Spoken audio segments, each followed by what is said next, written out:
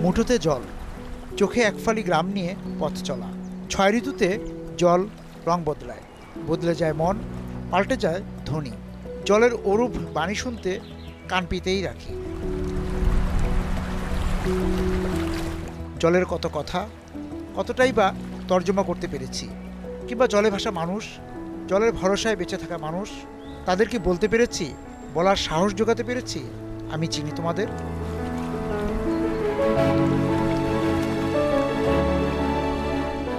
রূপসা এখন ভরা কোটাল। আমাদের এবারের গন্তব্য পাথরিয়া। নদীর সঙ্গে জনপদের যে সম্পর্ক, সেই সম্পর্কের সূত্র ধরেই কিন্তু জনপদ থেকে জনপদে পৌঁছে যায় ভাষা, পৌঁছে যায় সংস্কৃতি। আমরা এবার জলকে নিয়ে যাব পাহাড়ে। জলের সঙ্গে পাহাড়ের সম্পর্ক জন্মের সুতায় বাঁধা।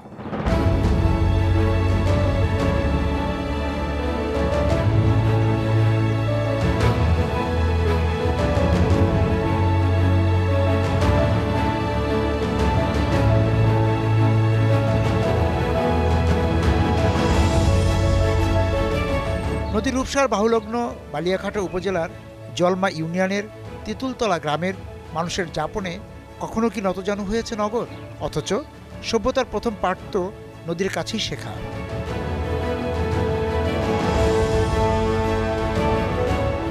এই যে বুড়িঘাটার এই যে ব্রিজ, হ্যাঁ, এখান থেকে একটা নদী আছে, হ্যাঁ, এই নদীর ব্রিজ হওয়ার পরে এখান থেকে শুকোইয়ে ওদিকে ওই পারে। হ্যাঁ, বুঝে গেছে। নুনা ভরাট পরে বুঝে গেছে। বুঝে যাওয়ার পর আপনারা এদিকে আসলেন। কতজন আসলেন এইখানে? বহু লোক আছে, নিচের দিকে আছে, নিচের সাগরে দিকে উপরে যায়, আছে, তারপরে আমরা এই জায়গাটা- সাগরে যায়, জঙ্গলে যায়। আপনাদের জীবন নৌকার মধ্যেই, নৌকার আর পরিবার থেকে ডুমুরিয়ায়। হ্যাঁ, হয়। কোনো ওই যে এই যে জ্বর বর্ষা যা হবে স্যার, এই মাথা পর্যন্ত নৌকো পর্যন্ত চলে যাবে। আমাদের কষ্ট দিলেই শিগেল কুর কামবে। ওই দুকনি নৌকায় ওই যে নৌকার ভিতর থাকতে- ধরেন ওই যে ওই দুকনি সই, ওর মধ্যে কত বেলা আপনি কুলেবেন।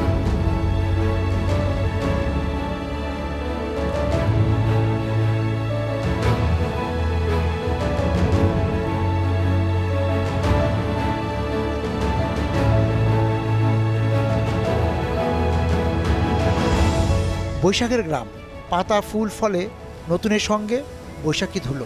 সফর শুরু রূপসায়।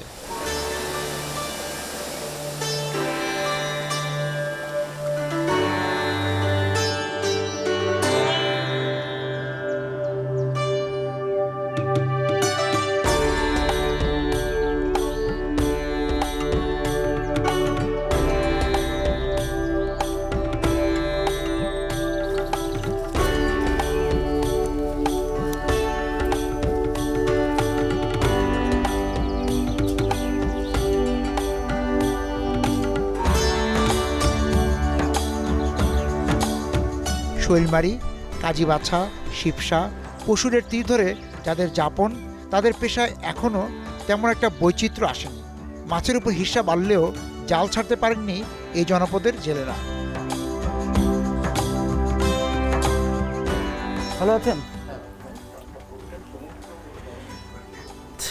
আপনাদের গ্রামের নাম কি? তেঁতুলতলা। আর এই কি নদী আপনার গ্রামের পাশের নদী? কাজীবাছা। আচ্ছা, কাজীবাছা। আর আচ্ছা। এটা হলো ময়ূর নদী, এটা আপনার এই ময়ূর। গল্লামারিতে যে নাম। আচ্ছা, আপনার কোন নদীতে নামেন? এই যে বড় নদী কাজীবাছা। আচ্ছা, সেখানে মানে আপনাদের পরিবারের সবাই মাছ ধরতে যান না? তাহলে তাহলে আমি একা যাই। আচ্ছা, নিজের নৌকা আছে না, আর পরিবারের অন্য সদস্যরা শুধু কৃষিকাজই করেন? না, আমি একার পরই ফিরাইনি। এবারে হলো ছেলে পড়াশুনো করে, মেয়েটারে বিয়ে দিছে, ও পড়াশুনো করে, বাবা মারা গেছে গতবার, আমি একাই। আপনার বাবা কি করতেন? বাবা ওই কৃষিকাজ করে। ফসল, মাছ ধরে এটা কি আবার নিজের টাকাই হয় নাকি আবার এই যে সমিতি থেকে ঋণ নিতে হয়? মাঝে মাঝে নেওয়া লাগে। না লাগে কেন? ধরেন এই যে হঠাৎ করে এই বন্যা হয়ে গেলে টাকা থাকবে তো, আমাদের তো এমন কোনো টাকা না যে ব্যাংক ব্যালেন্স আছে এদিক সেদিক না, তখন তো এটা কিছু করা লাগে। ঠিক আছে, রঙের মেলা খেলিতেছি কত খেলা। ঘরের উনুনে ভাত বাড়ন্ত, তবু কোনো অভিযোগ নেই। এমন মানুষের সঙ্গে দেখা হয়ে যায় মেঠোপথে প্রায়ই। বসে আছি পার ঘাটায়। দাদা কেমন আছেন? কাকা কি করেন এটা? এটা কাঁকড়া মারা ধরা ধরা আছে, কাঁকড়া ধরা। কাঁকড়া ধরার খাঁচা, তো কাঁকড়া ধরেন? হুম। পোনা ধরেন না? হ্যাঁ, এটা নুটবো না। আজকে ধরেছেন? আজকে ধরে আইছি, ধরেন এই ধরে একটু আগে এসে মেদিনী খাল। পোনা কই? পুনা নিয়ে চলে গেছে, ব্যাপারী নিয়ে চলে ব্যাপারে নিয়ে চলে গেছে। আজকে কতগুলো ধরলেন? আজকে 150-র মতন হইলো। কত করে? 2 টাকা, 2 টাকা। 2 টাকা পিস। ও, তো সারা বছরই তো রেনু পান না? না, সারা বছর না, তাহলে কবে কবে পান? বৈশাখেতে আষাঢ় মাস, এই কয় মাস। এই 3 মাস, বৈশাখ জ্যৈষ্ঠ আষাঢ় 3 মাস। তা আপনার সংসার চলে কি রেনু আর এই কি দিয়ে ধরেন চলে? ওই করি, তারপর এই জমি জাতি কিষেন বাধা দিয়ে। আচ্ছা, এখন এই যে বাধা কত করে রোজ? রোজ আমার আছে 700, 800, 1000।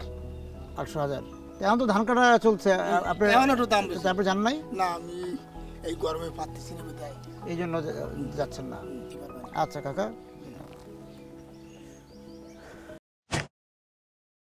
আইডিএলসির 40 বছর উপলক্ষে আপনাদেরকে জানাই শুভেচ্ছা।